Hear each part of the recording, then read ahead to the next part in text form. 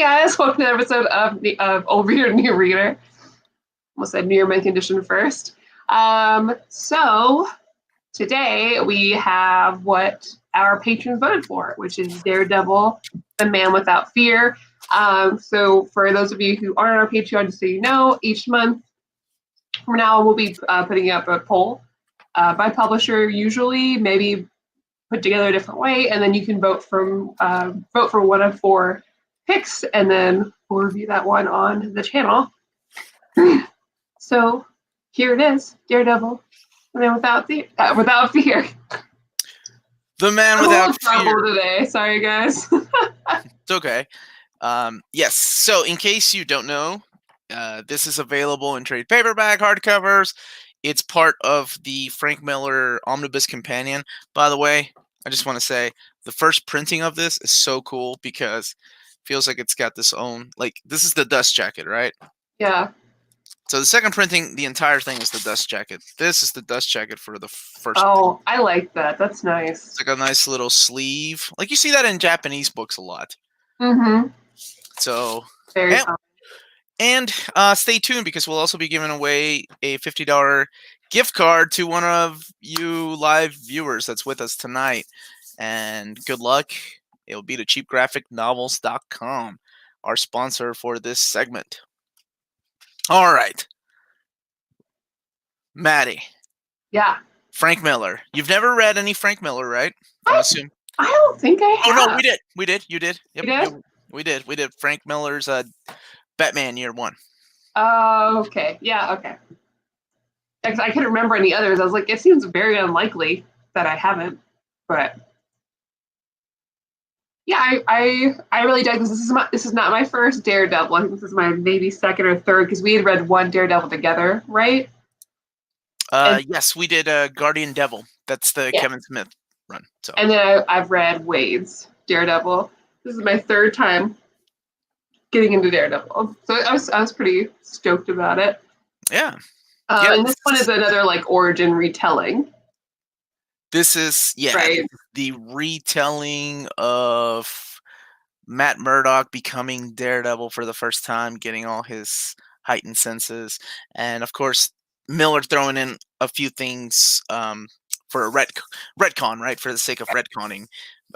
Now, this was the original plan was to make this into a movie in the 80s, but that fell through. So Marvel just said, hey, why don't you just, write a comic script? So he got a hold of John Romita Jr., who was drawing Daredevil at the time in the 80s.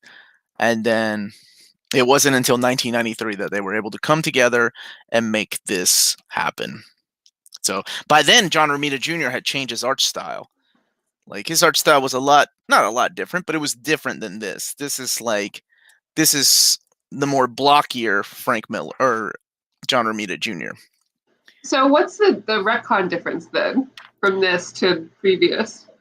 He added elements of his youth, like he created the character of Elektra, but Elektra doesn't show up until much later, right? Like in the 100s, 158, 59. But she was always a part of his past. Like he remembers her from college. Yeah. But you never got to see that before that issue. Okay. So that was thrown in there. Same thing with Stick, right? The character of Stick, created by Frank Miller. All of that stuff. What's going on, Delusional Arcade? So Stick's new to this too, then. What's that? So Stick is new also by this time? Stick was new in the original Frank Miller run. Okay. Right, so Daredevil had been going on for over 100 and something issues, and then Frank Miller came on board and he started drawing the comic book. Thanks, Chris Verde. And he took on the writing duties, right? He became the main writer on Daredevil. Yeah. And with that, he brought in all these new things, created the character of Stick, Elektra, this whole mythos about Matt being the chosen one to fight these forces of evil. And they talk a little bit about this in here too. Yeah, they hint at that. But that's pretty much what was in there. Same thing with Kingpin. He didn't meet Kingpin until Frank Miller's run. So Frank Miller added a lot of things. Yeah, Kingpin was a Spider-Man. I didn't realize that. Yeah, Kingpin was a Spider-Man bad guy. That's always been the joke, right? Like Daredevil doesn't even have his own bad guys. Like he has to borrow bad guys. But yeah, it wasn't until Frank Miller's run that we got to see Daredevil fight Kingpin. So now we have the Kingpin thrown in there at an earlier time, but it's a pretty good. I mean, it's a good retcon. Yeah, So I liked it. it's a great like Daredevil intro. So it starts in 5 issues. Like it's a 5 issue miniseries. This is taking place in 1993. It goes back to the very beginning when Matt Murdock was young and how he was nicknamed Daredevil by all the kids. And of course, we go through the car accident where he saves an old man. He goes blind, but the toxins and all that stuff that goes into his blood heightens his senses. So he's got, you know, super hearing, super feeling. I don't know, with super whatever. Super senses. It's super senses. Yes. Um, and then in the first issue, we meet Styx. Styx, like a guy that's watching him. He's this old guy, like a guardian that's watching him. Yes. Bullseye's all Daredevil, but that was Frank Miller too. So this is what I meant by like John Romita Jr.'s artwork changing. Which I loved.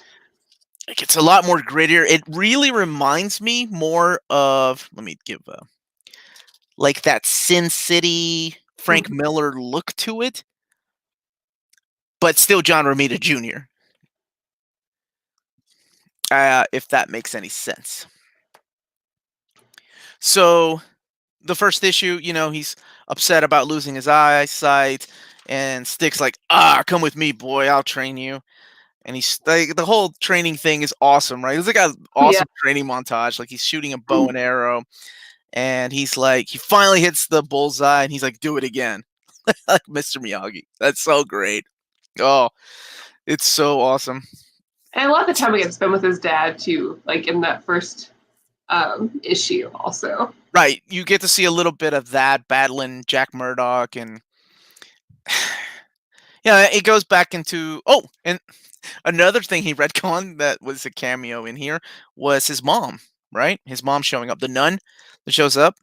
Oh, that was also a Frank Miller thing. Like, she wasn't created until Frank Miller came on board. Yes, so he added her early on, just visiting her son at the hospital after he lost his eyesight, and that's really the only time you see her.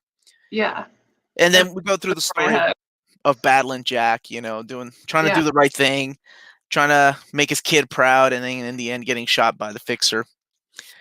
And that's pretty much issue 1. But I did want to point out, when we get to talk about issue 2, I do want to point out that the hotness that is Elektra. Oh, yeah. The way John Romita Jr. draws her, I don't know why. I know a lot of people don't like his artwork, or they're hit and miss with him. Well, and that's interesting, too. She's not what I was expecting. Like, she doesn't have, I think, a stereotypical attractive, like, face. But I really dig it. I feel like she looks very unique compared to the other, like, female characters in this. Yes. Almost like Cher-esque. You know what I mean? Like young Cher-esque. Like crazy curly hair. Like, I really dug it. Yeah, absolutely. And not what I was expecting, because like any background I have on Elektra did not match that. Because I have very like surface level Daredevil understanding, right? Like I watched the show, the movie, and also the other movie with Elektra, and I've read like 3 Daredevil comics. So, I guess I did read Elektra, an Elektra comic too, but that's not this Elektra, So I was like, whoa, this is not what I know. But she's really cool. She is very cool.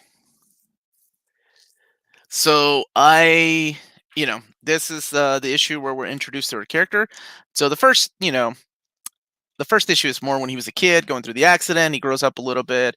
And then the second issue is he meets Foggy in college, right? But before that, he goes on a manhunt for these guys that, killed his dad. All, 7 of them? And there's some damn I was not expecting that. I really thought that was really cool. Look how graphic that is. Dude, they just broke that dude's kneecap. Yeah. Came out the backside. That's a badass Daredevil. I will say it was hard for me at that point until they said like, and then a little bit later at college, like a year later or whatever. It was hard for me to gauge how old he was. Yes, because of the way... Is this kid? I was like, that's really quick. He went straight from like... Hey, Maddie, what you're missing is that 80s montage music when he's training with Stick, and he's growing a little bit, and then you're like, oh my God, he's ready to go to college. Yeah. So then we have while he's hunting the last guy down, the driver, he makes a mistake, right? A big rookie mistake that costs like these Yeah. strippers and hookers are beating him up, and he accidentally kicks one because he's blind, right? He doesn't like the perfumes affecting him and his senses. He kicks one, and she goes over the balcony, and he doesn't. You don't see it, but he hears and he knows that he killed her. So that was a pretty dark point. Like he goes back and tries to find Stick. He's like, Stick, I need your help. And Yeah. at this point, Stick is talking to Stone. Like these are, like I said, characters that will come into play later on. Well, Yeah, because like, for me, I didn't know who that was. I just knew that he was talking to some shadowed figure. yeah, Like, oh, this isn't our guy anymore, right? right. So he's like, I think he's still a good kid, but he's not the one. So that was freaking awesome. I love that because that was completely unexpected. So he moves in with Foggy. He beats up the guy that's picking on Foggy, and at night he goes jumping from building to building because that's what heroes do. And that was that's really it looks really good in the book. I really like that because you see him, do his regular college stuff, and it's all like you really get that feeling like, oh, it's nighttime now, he can let loose, and like Was this the origin of Miller's fascination with hookers? No, man. Didn't you remember Frank Miller, Batman Year One? It's Catwoman and Holly. Um, so no, that's always, I think, been a Frank Miller trope, right? Like this noirish crime detective thing. But that meeting with Elektra was so wicked. It was so like he smells her, right? Like automatically he's like, that's not a dude that's like jumping around. This is somebody different. yeah, And he follows her. And it's almost like she's letting him follow her. As you find out later on, as they're going through the park, as she messes with him, where he yeah. gets arrested almost, right, for following her. Like, oh, this dude's blind. It's fine. Right, because she screamed help. So the cops come out there and they're like, oh, wait, this guy's blind. Never mind. Can't be him. But I mean, that was like this big flirting thing going on with him and her. And then like he gets in her car. That was awesome. I love that. I love that. Doesn't miss a beat, right?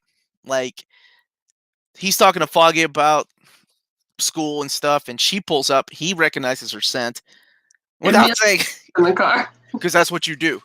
That's dude. You And have Foggy's just like, oh, okay. Like, Foggy, aren't you a little bit concerned about your blind roommate just jumping into a car? now when you got a girl like Elektra behind the wheel, all's good. Especially in a car like that. I love that it's a convertible. It's the middle of the winter. It's snowing, and he's like, she's driving recklessly, but I don't care. And then she jumps out the way, like she jumps out of the car and dives down, like into, I guess, frozen water. He's like, okay, she landed, and I can save her, but he never finds her, right? So she's again messing with him. What a crazy chick! I love that. And when she appears, she's a little more mellow, but you can kind of tell she's not. How do I put it? Not all there during Frank Miller's run. I'm glad. You know what? I'm glad that didn't happen. I'm glad that he didn't shoehorn in like Bullseye or or the Owl or other characters that, because I don't like, I like a little bit. I don't like too much. Well, no, this felt very digestible, and it was enough that, like, being somebody who's not that involved with a lot of Daredevil stuff, I felt like there was enough in here that made me want to read more. So I was pretty happy. I thought it was a really good introduction, for one. But I liked the little kind of like teaser bits Yeah, throughout. I thought it was really well done. dude. Okay, so yes, psychotic is the word. Yes, because let's talk about the guys in the alley. Ooh, how cool was she there? Like, I loved that. it was so creepy. I was like, yeah, fuck those guys up. Get them. Well, so it's like a 80s, like stereotypical girl in the alley, right? And she's luring them there by taking her clothes off and putting these fighting gloves on. Good. I would be at that point if I was one of those thugs. I'd be like, I'm out. This is too weird for me. She's obviously on something, and then Fucked him right up. she kills him. Right? She Good. kills every single one of them, including the girl that was with them. Oh, I And didn't see a girl with them. There was a girl. Whoops. yeah, because she jokes about it later on with Matt. She's like, "Hey, by the way, I killed some dudes. Oh wait, maybe a girl. What is this? I don't know. Oh, that guy. What's up, Magic the Krakening? Thank you. Thank you. What's Um, oh, the Boo Omar. Oh, I get it. That's good. you get it? Yeah, that's a good nickname. Should we change it? No. I'll stick with Uncanny Omar. Matter of fact, let's just get rid of that. I love this. I don't think this would have worked on film, and obviously things like this don't work on film, especially when you see the Daredevil movie, like the park scene between Daredevil and Elektra. But like hokey little things like this really work in comic book format. Like when they're skiing.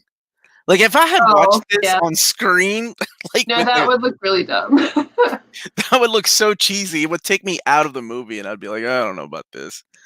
Daredevil's not that cool, but man, she is so hot. hmm I think she's great. I love And her. and then we're introduced to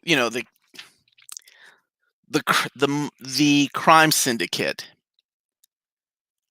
right? We got the crime syndicate there, and this really creepy relationship between their leader with the eye patch and who turns out to be Kingpin. Like Kingpin just comes up behind him and starts like rubbing his neck, and he's like, "Oh yes, my dear friend, my silent friend, you're always there." It's And hot. Got him. well, and then he's like starts rubbing his head, right? And that's when it got creepy. He's like, "Yes, that's perfect. I do have a headache. You always know, don't you?" I was like, "What kind of fucked up relationship these two have?" But I have to say, he draws my favorite version of Kingpin. I That was great. love the way he draws Kingpin. That neck rub was a little too creepy for me. I don't know what they were hinting at.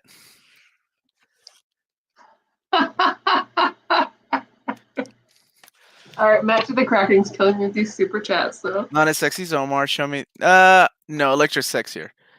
Sorry, dude. She's a lot hotter, but she's only in it for like 1.5 issues. That's it. Yeah. And then the rest of it becomes like the Kingpin story, but he never really meets Matt Murdock. So we're introduced to this character. Oh, what was her name? Is it Molly? Girl. Yeah, I don't burn it. Nah, it's not Molly. It's something like that. She's staying at his old gym. So he goes back to New York, right? Because he meets up with Foggy, and he goes back to New York. And here he kind of get a little inspiration from his dad when he was known as Daredevil, when he was hard up for money and Yeah. fighting. And yeah, she gets kidnapped. Little girl that he finds at the gym living there ends up getting kidnapped. And there's this dude that's kind of like Bullseye, right? He's kind of a badass. I love this picture right here where the parents are like, no one's gonna help us. Yeah. You have badass Matt Murdock up there. Yeah, and he goes and finds her in this awesome all-out fight. By the way, I love this outfit. This what's up, Tom the Fish? This maid, like, what do you call this, Maddie? What this homemade outfit? What do you call this? I mean, it looks like a ninja. Yeah, but it's obviously sweatpants and a sweatshirt and Yeah. I don't know, pantyhose or something. It was like a nibble. It was like a bandana or a do-rag. A do-rag? Okay, do-rag. Yeah, look at my dude. This was such an inspiration. He looks so cool though. For the season 1. Yeah. So, yeah, it's a huge fight scene. He rescues the girl, takes her back to her parents, tells the dude he doesn't want to kill him, right? And he hits that bullet and hits him right between the eyes, breaking his sunglasses. That's such a cool one. And he keeps the name Daredevil, and Kingpin's like, who's this Daredevil guy? I love the very ending is like him sitting with Foggy at the little restaurant trying to come up. Should it be Murdoch and Nelson or Nelson and Murdoch? Yeah. They flip for it, and who of all people catches it? Stick. And he told him not to get cocky. On the final page, he talks about sewing his own costume, and he's like, God only knows what it looks like. And it's like a transition from the original costume to the red Yeah. Devil costume. And that ends Daredevil the Man Without Fear. So that's pretty much a quick breakdown of each issue. I'm trying to find. I do love me some Elektra with glasses, by the way, in that big coat when she's Yeah. walking out of his apartment after they done tore it up, right? Foggy's like, "Hey, you've been in there for 20 minutes. What's he doing?" Come on, Foggy. Dude, come on, Foggy. You ain't stupid, Foggy. I have read Daredevil Yellow. Where we at? Big hair Elektra. That's where it's at, man. Big Yeah. hair. And Daredevil Yellow is great. I like that's one of the color books, right? Like you have Spider-Man Blue, Hulk Gray, Daredevil Yellow, all done by Jeff Loeb and Tim Sale. So let's talk about this, Maddie. What did you think of the story? What did you think? This is pretty much your introduction to Daredevil's origin in comic book format. Yeah. I really dug it. I mean, I didn't have any. For me, like, not to get too ahead of my rating, but whatever. I give this like a 9 or 10, 10 out of 10. I think it did what it needed to do. It was good. It was interesting. Showed me a little more to Daredevil. Most of it is the story I already knew, really, but it did a good job of like I said before, like teasing enough to like make you want to read more about it. But I think this is a great Daredevil introduction. Like I think if you're looking for a Daredevil book to recommend to a beginner, I think this would be perfect. And the art's great. Yeah, the artwork is awesome. So, there are people that don't like John Romita Jr.'s artwork, or prefer his old style, hate his new style, and then don't like any of it. And I think this is during like that.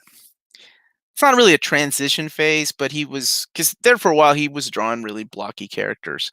This, my goodness, I don't know, this was perfect. I loved the heavy inks. I loved the lines, the cross hatching, all of that. It was I think such a it suited Daredevil and it suited this setting very well. yeah. There's some heavy details too. Oh yeah. So we kick it off with this image right here. What's up, Hayden? Aiden. It's a night sky, and it's just Matt sitting on there. There's just amount of details on bricks. Nowadays, a lot of it would be up to the colorist. Like, hey, make those bricks look aged. Yeah. Done. And I kind of miss that, the amount of details that a lot of these artists would put into their artwork. Mm-hmm. I love that black outfit that he wore. That's so kick-ass. And honestly, I remember when the Ben Affleck movie came out, and I was thinking, why didn't they just take Man Without Fear and make it into a movie? Like, they literally had the script right there. Right. This would have worked very well.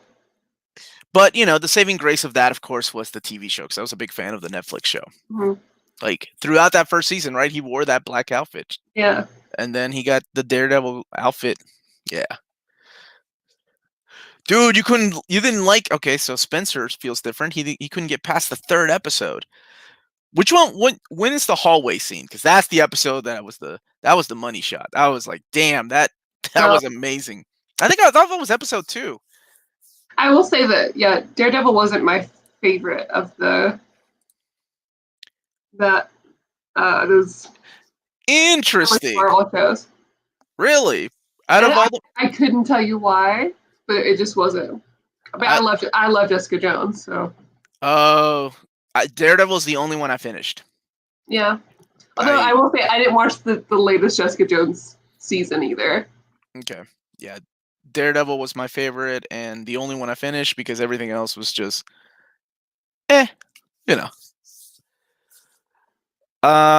Here's a question, and then we'll take our grading, and then we'll do a contest real quick. Omar, Maddie, Miller, or Brian Michael Bendis Daredevil? Which do you prefer? Was the other one we read Brian Michael Bendis? Have you read any of his stuff? His Daredevil? Oh, so I'll say this one. So you say I Miller? don't know. Start with Man Without Fear. I don't know. Man Without Fear is so good to me. I love this book. And there were a lot of moments and things that Miller created for Daredevil. It's really hard, but Daredevil became such a popular character. Like Bendis really brought him back. You know, you follow it. Well, no, he really followed up David Mack, but you follow up Kevin Smith's run. You put Bendis in there, taking a gamble with him. Right?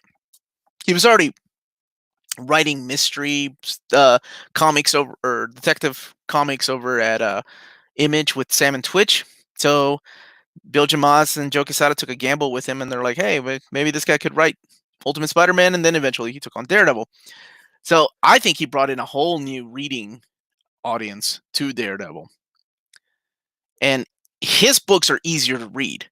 Like, okay, I'll say that Bendis's story starts off with you really don't have to read anything, right? Whereas Miller's is at the tail end of a storyline that he's not even writing. He comes in writing, and then there's all these characters like Gladiator and all these characters uh, that you were introduced to years ago. Whereas Bendis kind of does his own thing.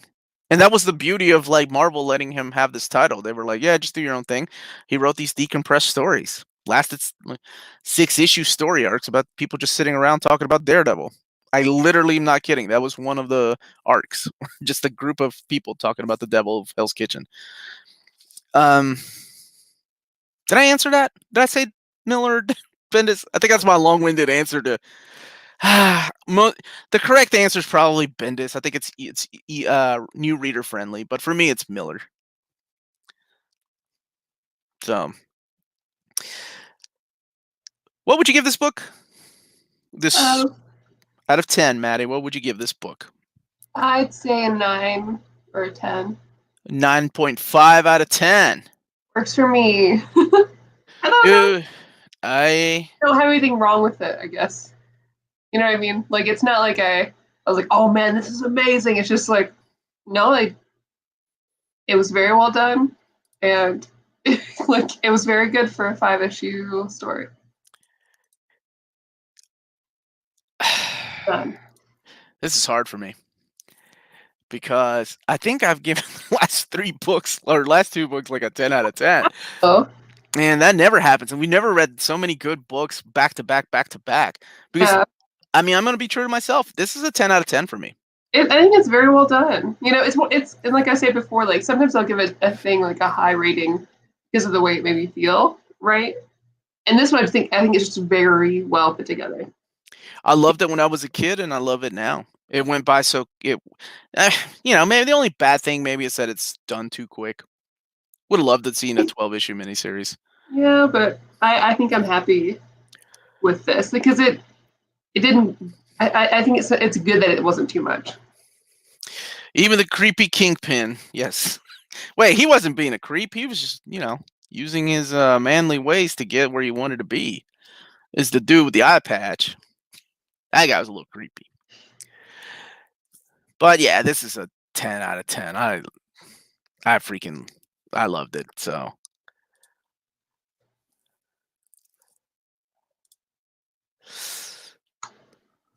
now, what are we gonna do here? Well, we can do the giveaway now, or you talk about what we're gonna read next week. Did we already decide what we're reading next week? I can't remember. Did we decide? Yeah, I've started using my calendar app, so now when we decide, I'll put it in my calendar so I won't forget. Gotcha. No, we don't. We have not decided for next week yet. Does the art stand the test of time? That is a good question. The giveaway tonight is going to be for a $50 gift card to cheapgraphicnovels.com, our sponsor for this episode.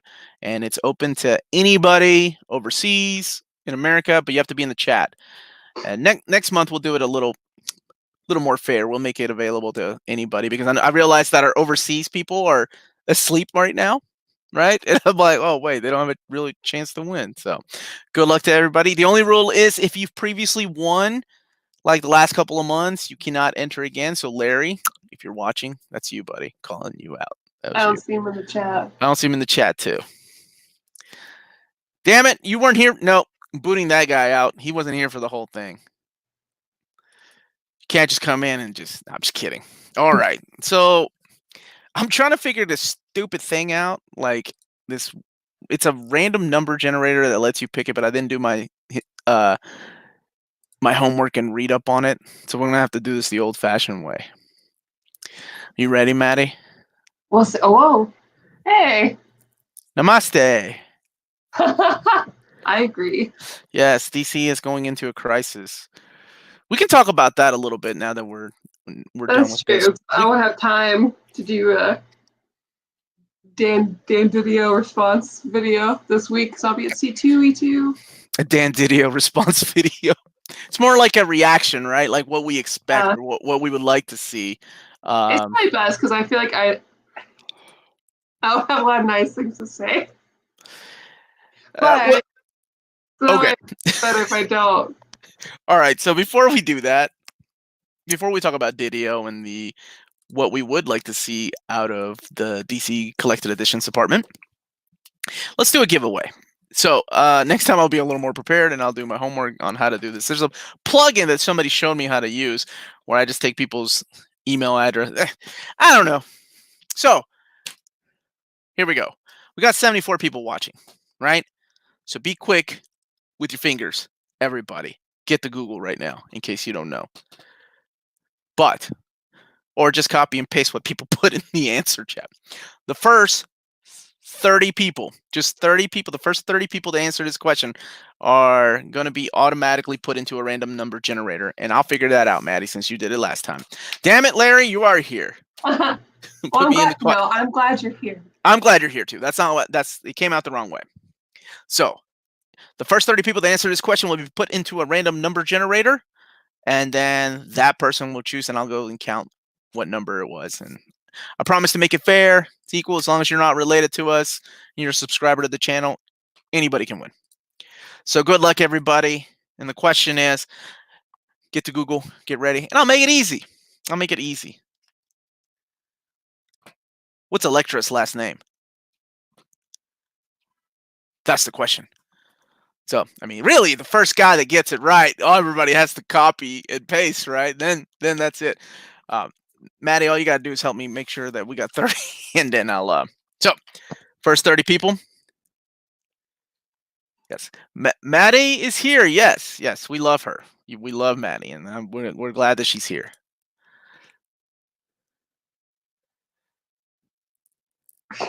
Not a one of you wrote nachos, and I'm disappointed.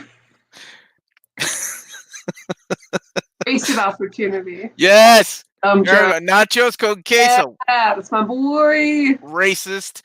Gio. I think she's like, what is she, Greek? I don't know.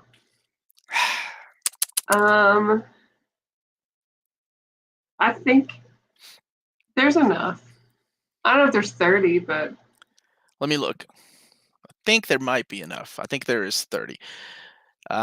Dude, who said that it might be too expensive? Yeah, but that takes care of your shipping, and you get that American discount on these books that we're so privy to here in America.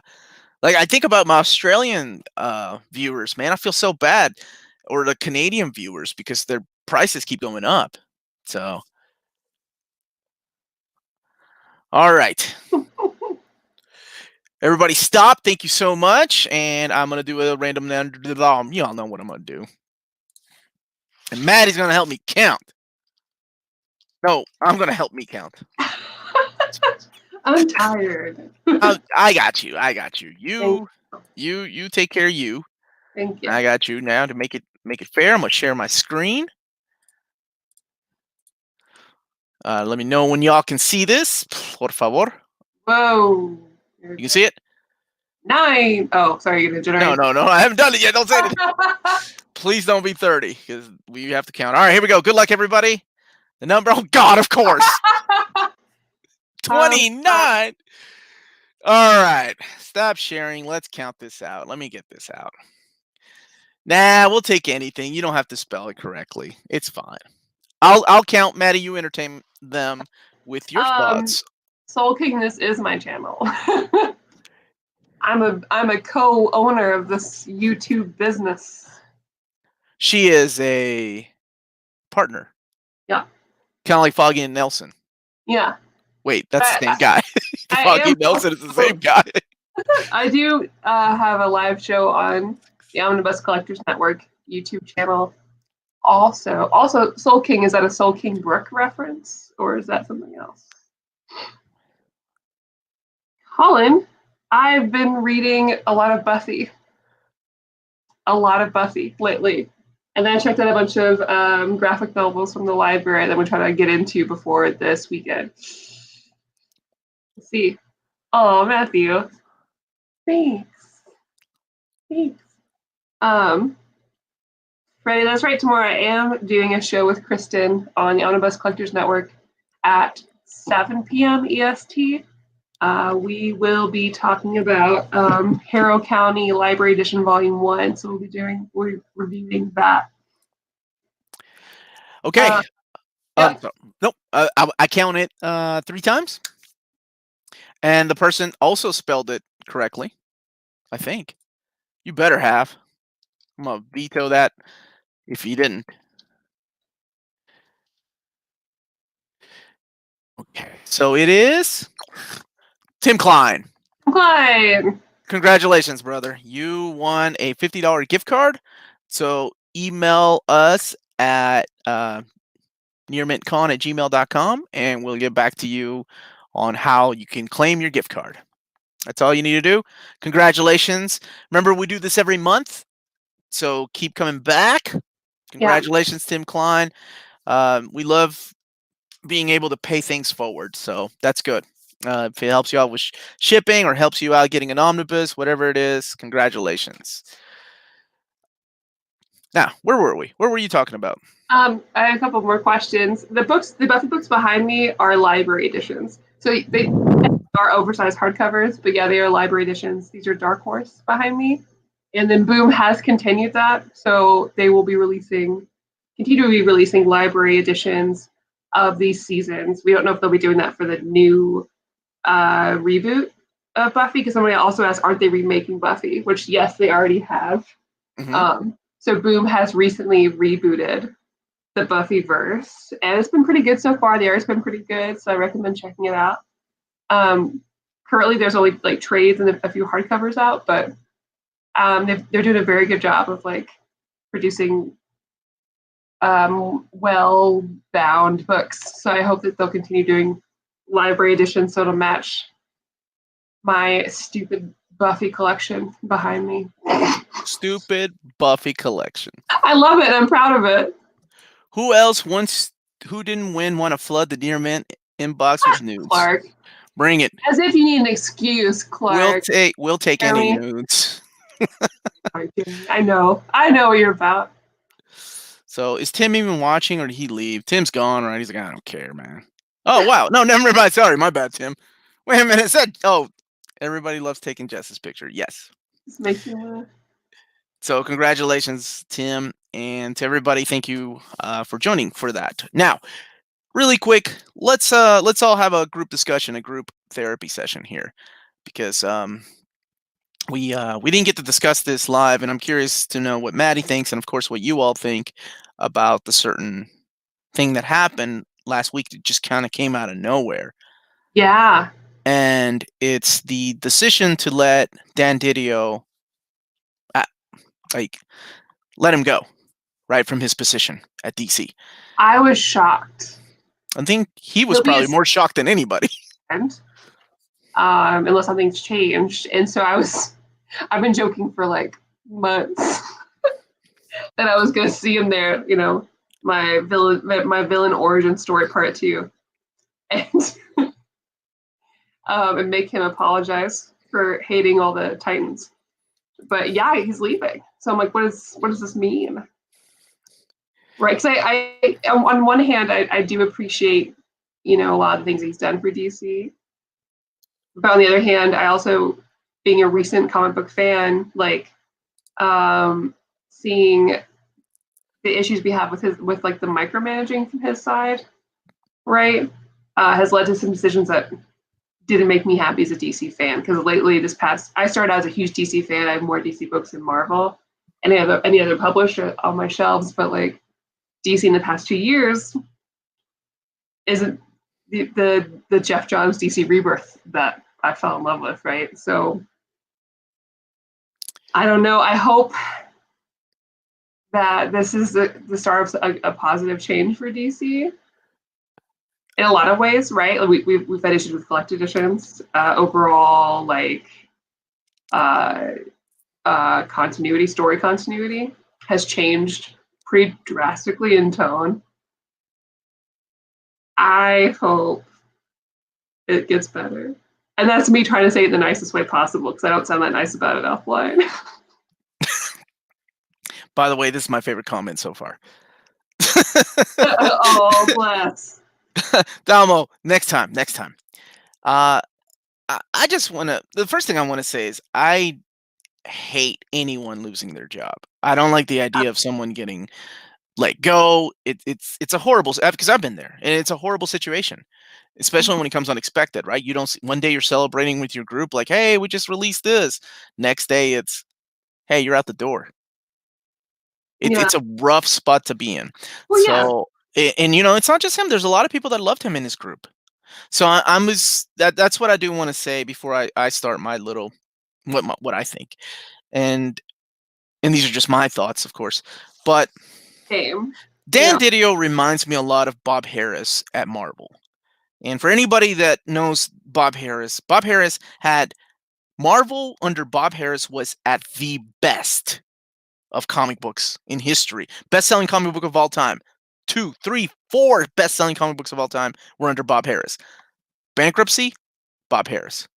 So it's not that bad. It's not like those opposite ends of the spectrum here. It's more like there are a lot of things that he took chances with, and then he would just come back and play it safe.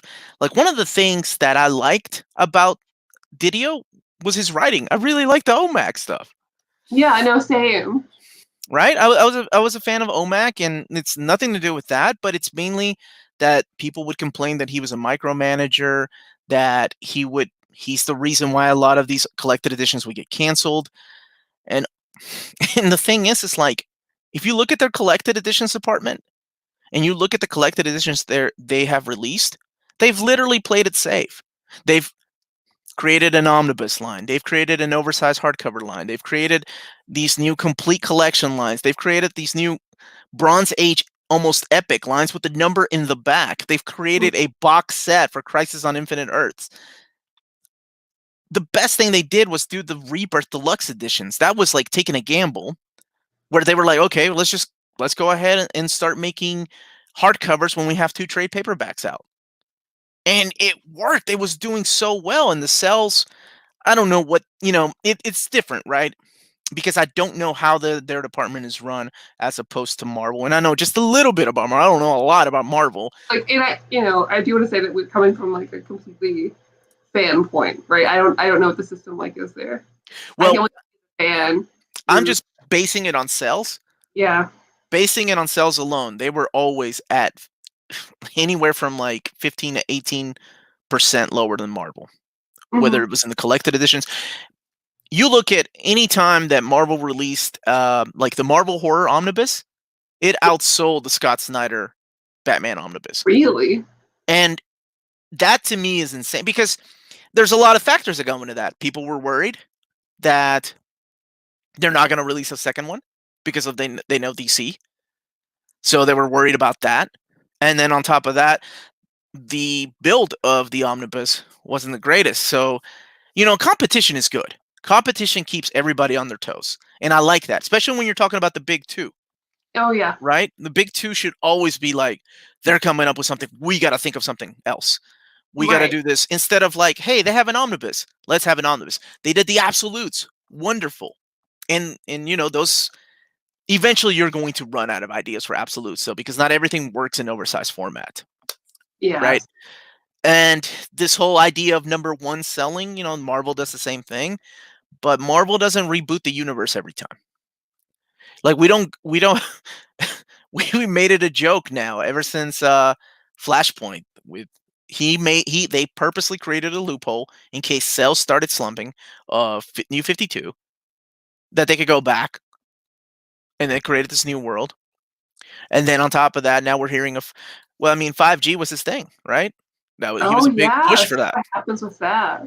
I don't know if they're going to go through with it, but all I know is that whoever owns shares, whoever owns, whoever his boss was, they just kept looking at the numbers. And when you're in this business, numbers is what drives. It doesn't matter how great of a storyteller or how nice of a guy you are. If sales are down and every month you're Mhm. not, you know, you're not doing as good as your competitor, when you have top tier characters like Batman, Superman, Wonder Woman, something's got to give. Something's got to change. Yeah. And that really sucks because I on my channel, I've calmed down a lot. But before I would go on tangents about this is stupid. Why aren't they doing this? Mainly I've calmed down a lot because I understand the way now a little more about the way that the book industry works, and it's not as easy as like, let's make this, right? Right. There's a lot of things that go into play, a lot of things that have to happen in order to let's make this happen a year from now. Hmm. But I mean, you look at they canceled the Man of Steel omnibus, the number one, like, for a lot of collectors, despite of how you feel about grumpy ass John Byrne, most wanted Superman omnibus. Probably most wanted omnibus in a lot of people's pages. And they canceled it and made it an oversized hardcover because they didn't even let it go to pre-orders. It was crazy. Like, to pull a move like that, they like fans, people like us that keep an eye on these things on solicits, you start seeing a trend. I'm not going to pre-order that Oh, because the joke is always like it's going to be canceled in a month. oh, I mean, and even think too, we've got our omnibus collectors group. Um, oh, we've super chat. I got you.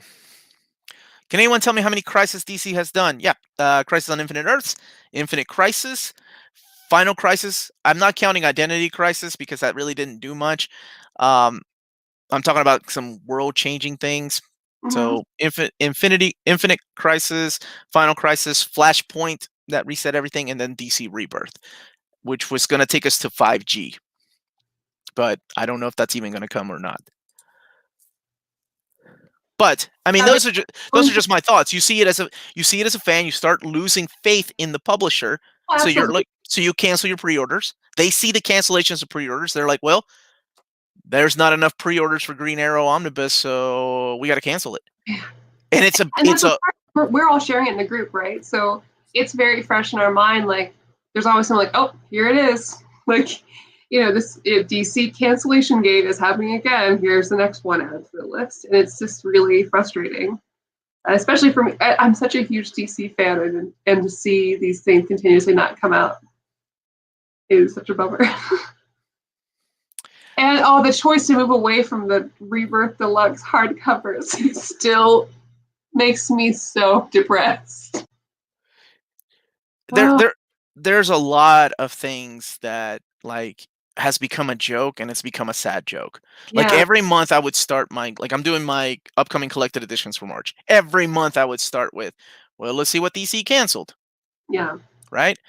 And it was a sad list because a lot of my viewers, and me included, wanted these things. Now, one thing they did that was really cool, and I even in the video when I announced that they were canceling, so they canceled the Hush Omnibus, the Hush Returns Omnibus, right? Or Hush Omnibus, I'm sorry. And I said, you know what, it'd be cool if they cancel this and thought ahead of time if they actually make a Batman Paul Dini omnibus. And holy shit, I don't know if they were watching my channel, but they actually did. I don't know. It is funny that my top 3 most wanted DC Omnis were getting made. Well, except for Man of Steel now, it's getting canceled, but whatever. But they did the same thing with Starman. They did the same thing. And now they're releasing these compendiums.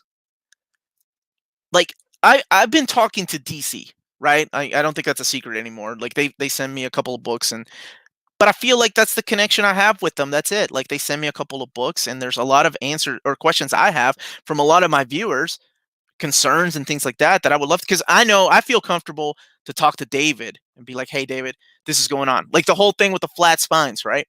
I need to tell you this Yeah. before it blows up, and I don't want, you know, Yeah. people burning down their collection. But that there's no counterpart like that at DC.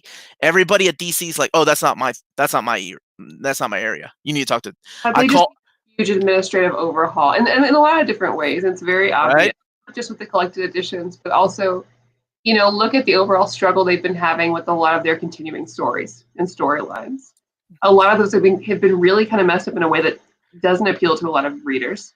You know, our two big, our big two still do pretty well, right? Superman and Batman, regardless, are still going to sell well, regardless of any issues that come about. But then you look at some of these other storylines that have been changed so much, and you can't help but put that on a lot of the people that are in charge of the overall DC continuity at that time. I mean, we look at Nightwing and Red Hood, and of course I'm speaking to a lot of my favorites, but like Heroes in Crisis and Titans and Teen Titans, all of these different runs were really messed up. Now we have had some other great runs, but they're separate of the overall continuity that are really good, right? So we have Harleen and we have Deceased, and we have Injustice, and those are all doing very well. But a lot of the core storylines have been kind of just a mess. And we were, and it's hard for me to get over too again, right? It's just I feel like there's not a really good overall story going on. I don't feel like these people are communicating well enough with each other. And that's been evident in some people that we've talked to, writers at DC, that when these events happen, they're not being communicated to everybody either. There's not really that cohesion between them. And that's a problem. And I'm just speaking from somebody who does a lot of like administrative managerial work in my personal life. But what's happening? Well, that's Can you let me exactly. work there, DC? Please let me work. I can Oh, I am sharing with everybody right now my experiences with them. I have talked to 4 people, 3 on the phone, and it seems like I just want like how do I make somebody say, "I don't want a free book." You know what I want? I want to talk to you all and explain the situation that how much better your company can be if every once in a while you just let some fan input go. And, listening to every fan is not a great idea, right? Listening to a oh, huge absolutely. amount of people like saying, "Hey, canceling Man of Steel is the wrong move," right? Like that. But the fact that none of them know, No, none of them know, none of them are ever say like, "Oh, I'm not part of that group. I'm they're not part of incredibly that meeting." And I've protect. told you that story where the guy was like, I'm not gonna say any names at all, but the guy was like, "I'm not invited to those meetings where they decide what to make into an omnibus." And I'm like, "Dude, your title." I don't. Never mind. They're Uh, incredible, at least with their like ongoing runs. We've seen some luck in their like their younger adult graphic novel department. Whatever they're doing a great job. But like I don't know what's happening with them. This is not my DC, and I'm saying that as somebody who loves DC so much, like so much. That's my crew. I can tell you what's happening right now.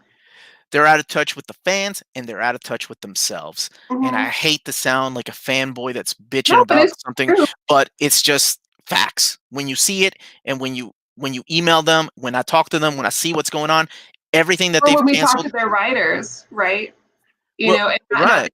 be able to like reshare. Like I'm not going to call out anybody, but like people that we've talked to, that we've interviewed, we'd have personal conversations with, have also shared those same feelings.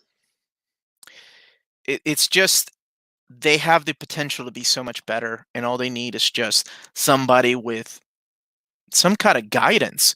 Like, hey, everybody, we're all in the same group. We're all in the same team. Let's make some books. Let's make our fans happy and let's make some money. Because at the end of the day, I mean, that's what they want, right? They want to make money. And the guys up top, the ones that fired Didio, that's what they want to see. They want to see money. And if it ain't coming, then somebody else needs to step up. So, one of the things that they're doing right now is they're going into this compendium editions, and I don't know if you all know what compendiums are, but there are soft covers, big thick books. So Fables has been solicited on the Penguin website. And Penguin is where they do their catalogs, where they put their catalogs as a compendium, right? And they went from an absolute to a compendium, and a compendium is a soft cover, anywhere from like 35 to 50 issues. And if you know anything about the build of these things, I have 4 left that I just can't get rid of. These things, the spines will crease. These things, and you're paying What are 50, they thinking? 50 to $60 for I these want to things, read right? fables like that. Well, Like, when you're paying 50 to I, 60 bucks for a soft cover, oh Lord, no! And I love it. I love a chunky trade. That's true, but not. That's ridiculous. Fables should not be read like that. Fables should be an absolute. or Why at would least an omnibus. Or it's just it's you? weird. And it's Fables and something else is going. They're And I'm trying not out even the in love with compendium the for it. absolute edition. I think absolutes are beautiful, but they don't fit on my shelf. So Well, and Fables would be ridiculous in absolutes anyway because it would take at least 6, not including Jack of yeah, Fables. It would take a lot. sure.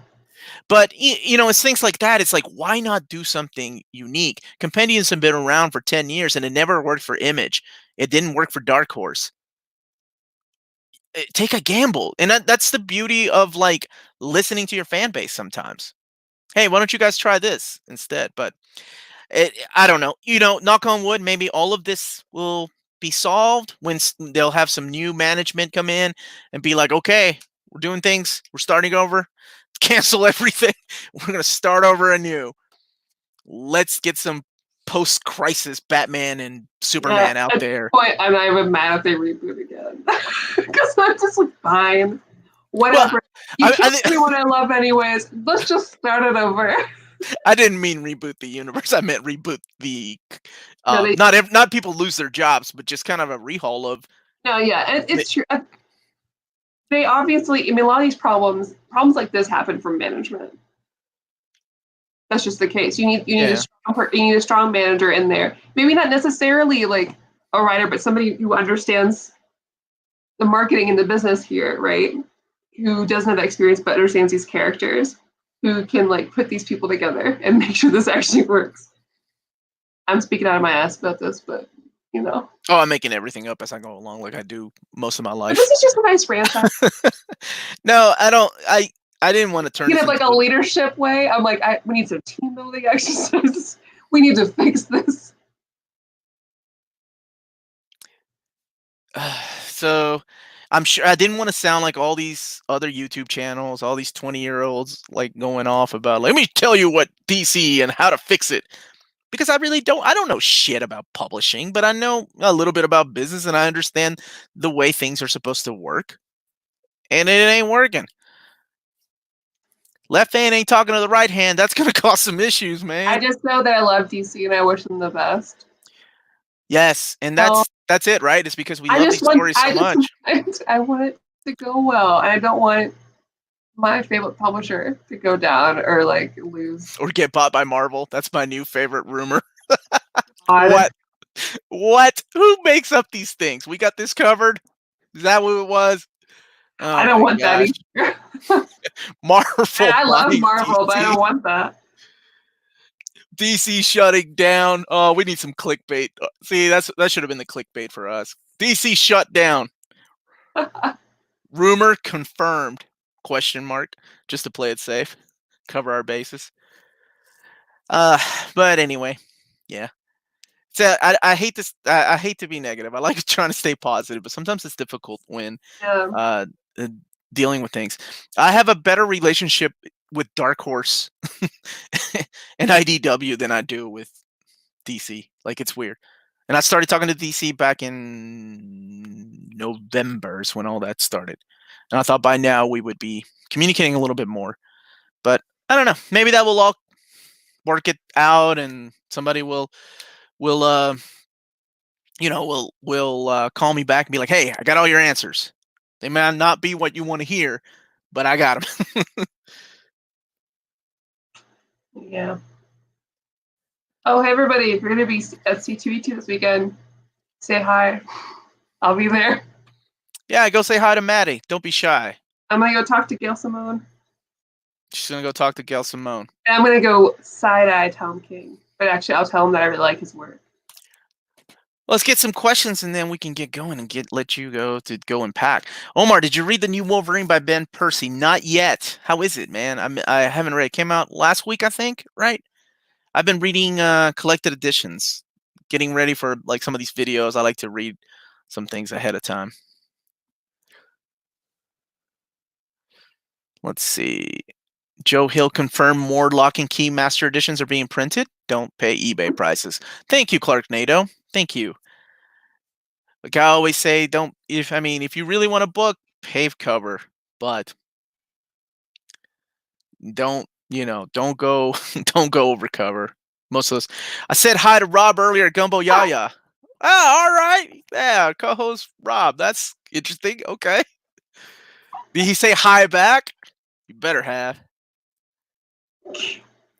Colin, I am gonna bring my Gail Simone Red Sonja omnibus to have her sign. I have my wonderful friend Lee did get a Red Sonja trade signed for me from her, but now we get my omnibus. Oh yeah, that's a must.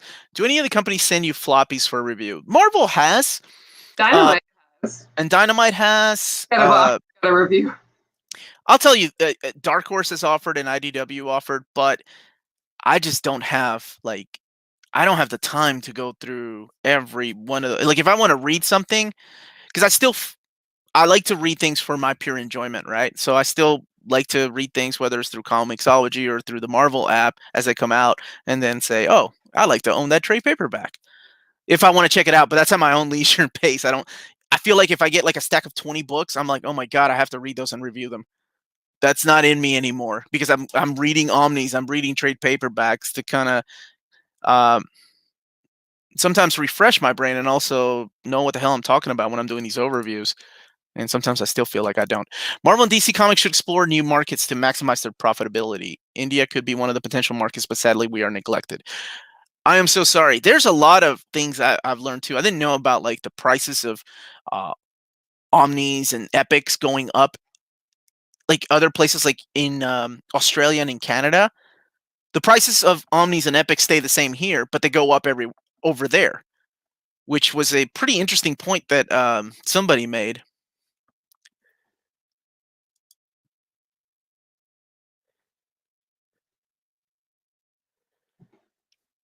The issue of supply chain over there is a mess for publishing. Wonder if they ever think about like going like for a remote site publishing. Here's a cute. Ellie and Maddie need to get their own Omni Spouse show post wedding. Listen, I try to get this guy to talk comics on here. He won't do it live, at least. He'll only do it if you edit it. Oh, sorry, I missed this question. I think both of us have read that, right? That's the one by Yoshitaka Mano? I don't think I have. You haven't read it? It's Greg Rucka, Yoshitaka Mano? Oh, it's beautiful. What is it called? It's like Wolverine and Elektra Assassins. Damn it. Strike Force review when? I want Maddie to read it. Spread the Teeny Howard goodness. I had to send me a. I got it. Remind me. I got it. She's reviewing some dynamite stuff. She's got a stack of books she's going to review whenever she gets back from C2E2. Yeah, that's first.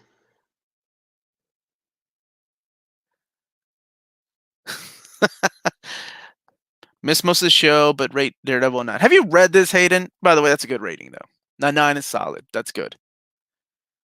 But have you read this? We did, Matthew. We did. I like that run a lot. A lot more than I did the Jodie Picard and Alan Heinberg.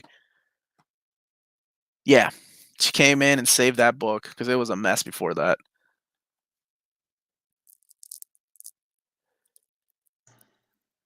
All right. Yes, Maddie.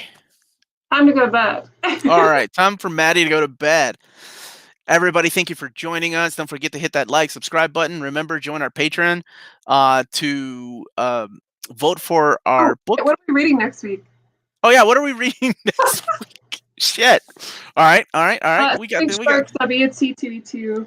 Yeah. We'll make it something easy, like a 4-issue miniseries. Everybody, what's a good miniseries from like DC that Maddie and I can read? Is Harrow County done yet? Because I'm reading the first volume for tomorrow. Maddie, are you crazy? You're not gonna be able to finish all that. Yes, it's done, but you're not gonna be able to finish all that. No, no. I'm gonna give you something easy to read because I know what you do. You like to overextend yourself, and then you're like, "Oh, I made a mistake." Truth. Okay, so let's take it easy. Let me look here. What's a good little mini series? Have you read Supergirl Being Super? Of course. Of course you have. It's so good. Everyone should read it. Let me see I read Harleen. Oh, that's not new. I mean, it's not old. Yeah, it's not that old. Let's keep going. Let's keep going.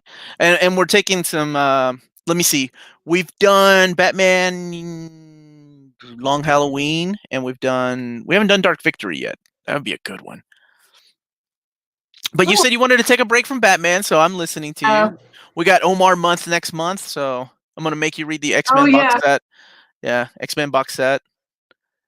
You're gonna read all 142 issues of X-Men in a week's time. It's just X-Men month. All right, wait. Let me think. Since is that kicking off my month? Is that kicking off my month next week? Yeah, it is. So I guess you need to. All right, I need to be buckle down and decide what's your Omar month. Let's see. We've done Superman for all seasons. We did that 2 years ago, I think. 2 people said Private Baghdad. I have it. We haven't read it. X-Men box set, an old reader, new reader. Everybody go out and buy that $500 box set. Oh, okay. Wait a minute. I do like this, but I wanted a DC book. Now we've had 3 people that said Private Baghdad. That's very quick. It's a bummer, right? Let's do it. Pride of Baghdad. All right. Pride of Baghdad, and then I'll come up with some other stuff from DC and Marvel for the rest of the month. I'll get to thinking ahead of time, and I'll figure it out. This stupid random number generator is supposed to plug into YouTube too. Okay, thank you everybody for joining us. Tune in next Tuesday at same bat channel, same bat time, 8 o'clock Eastern Standard Time. Tuesday, March the 3rd, when we discuss Pride of Baghdad. Bring your Kleenex boxes. So, okay, Jordan, there you go. Shout out to Jordan Trusso for saying Pride of Baghdad first. Maybe he didn't say it before Brian came on, but he still said it. Anything else, Maddie? If you guys want to, I'll be reviewing Harrow County tomorrow at 7 live on Omnibus Collectors Network. And I'll be at C2E2 this weekend, so say hi. If I remember to do it, maybe I'll do some live streaming on Instagram or something. Whoa, don't get crazy. Do that. No promises. It depends how much I drink. We'll see. Say hi. You should. And we'll see y'all next week. Thank you, everybody. Good night. Is it good night or stay classy and cool? Must be.